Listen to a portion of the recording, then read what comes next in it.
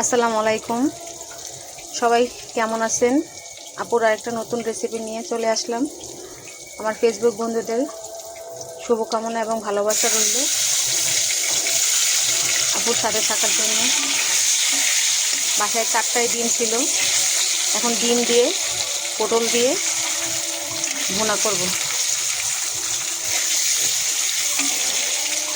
কারণ আমাদের মতো মানুষকে প্রত্যেকটা জায়গায় কাজ করার আগে 10 বার হিসাব করতে হয়, না হলে মানুষের কাছে হাত পাততে হবে। মানুষের কাছে হাত পাতলে মানুষ কখনো এটা পছন্দ করে না। আপনার যা আছে, যতটুকু আছে, ওইটা দিয়ে যদি আপনি চলে যেতে পারেন, কারো কাছে ছোট হওয়া লাগে না। আমি ডিমগুলো ভেজে নেব এক এক করে। সাথে আমি পটলটাও হলো হলুদ মরিচ দিয়ে রেডি করে রাখছি, এটা আমি ভাইজা রেডি করে নিব। আমার ডিমগুলো হয়ে গেছে, এখন আমি এক এক করে এটা উঠাই নেব।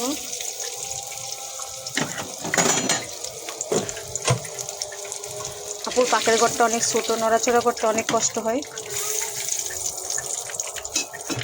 তারপরও আল্লাহ তাআলা যেভাবে রাখছে, লাখ লাখ শুকরিয়া, আলহামদুলিল্লাহ আল্লাহর কাছে। এতে খারাপ অবস্থায় রাখলেও কিছু করার ছিল না। আল্লাহর দরবারে লাখ লাখ শুকরিয়া।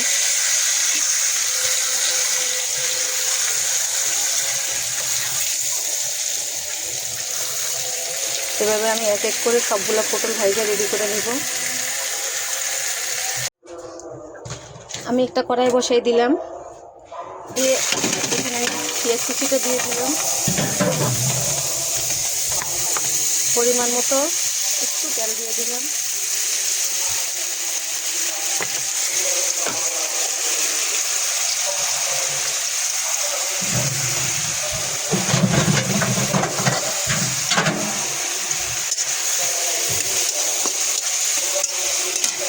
আমি এখানে ডিমটা ভাইজা নিচ্ছি, পটলগুলো ভাইজা রেডি করে নিচ্ছি। আর পটলের সাথে হলে একটু টমেটো দেওয়ার জন্য, বাসায় টমেটো নাই, সেক্ষেত্রে আমি ফ্রিজে যখন দাম কম ছিল সংরক্ষণ করে রাখছিলাম, সেই টমেটো একটু কুচাই নিচ্ছি।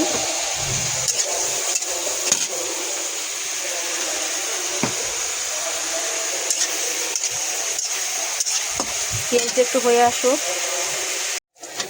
এখন আমি আমার পেঁয়াজটা লাল লাল হয়ে আসছে, আমি সামান্য একটু আদা বাটা দিয়ে দিলাম।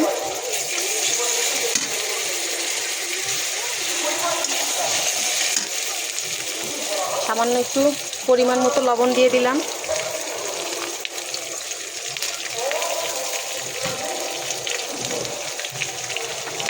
তারপরে আমি টমেটোটা কুচায় রাখছিলাম, এটা ভালো করে তেলের সাথে ভাইজা নিব।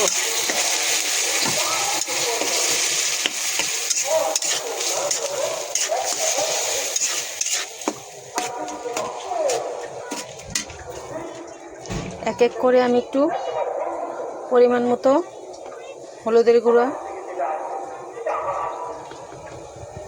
ধনিয়ার গুঁড়া, মরিচের গুঁড়া সব কিছু পরিমাণ মতো দিয়ে টমেটোগুলো আমি ভালো করে মশলাটা কষাই নিব। আমার মশলাটা ভাজা ভাজা হয়ে গেছে।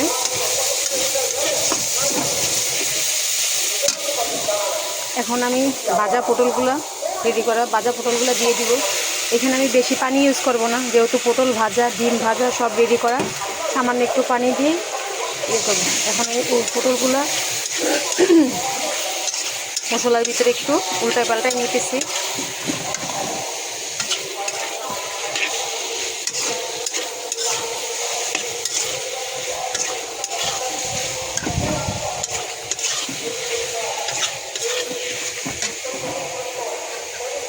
আমার মশলাগুলো পটলের সাথে অনেক মাখা মাখা ভাজা ভাজা হয়ে গেছে।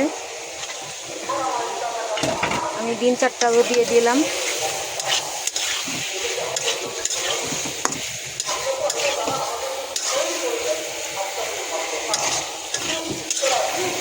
আপুর সাথে একটু জিরার গুঁড়া দিব, যেহেতু ধনিয়া পাতা নাই, একটু জিরার গুঁড়া দিয়ে দিব।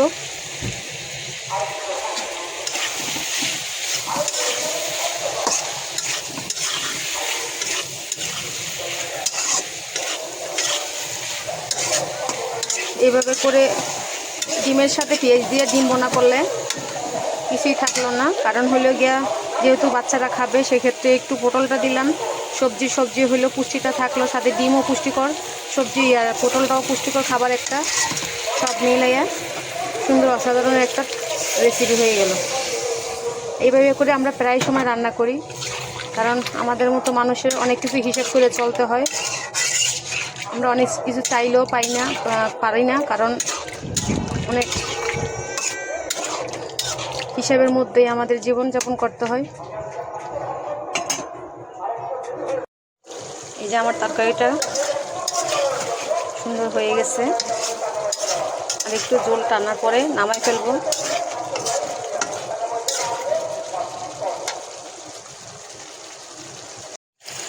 ফাইনালি আমার তরকারিটা হয়ে গেছে।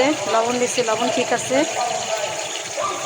সবাই আপুকে একটু সাপোর্ট করবেন। আপু যেহেতু ফেসবুক পেজে নতুন, আপুকে ভালোবাসা না দিলে আপুর পেজটা আগায় নিয়ে যাওয়া সম্ভব হবে না। আপনাদের ভালোবাসা অনেক দরকার। আপুর প্রতি অবশ্যই সবাই একটু ভালোবাসা দিবেন, আপুর পেজটা যাতে তাড়াতাড়ি উঠতে পারে। আল্লাহ হাফেজ। সবাই শুভকামনা রইল, সবাই ভালো থাকেন। আল্লাহ হাফেজ।